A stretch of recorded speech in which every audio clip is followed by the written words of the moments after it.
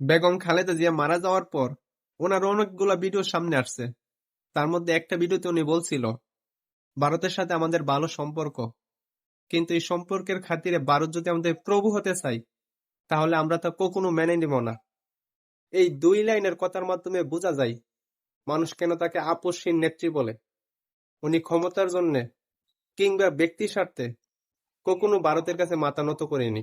আমরা সকলকে বন্ধু হিসাবে দেখতে চাই, কিন্তু কেউ যদি আমাদের বন্ধুর বেশে প্রভু হতে চায় সেটা আমরা কখনো মেনে নেব না, মানতে দিব না।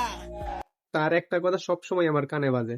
তিনি বলেছিলেন, এই বাংলাদেশের বাহিরে আমার কোনো ঠিকানা নাই।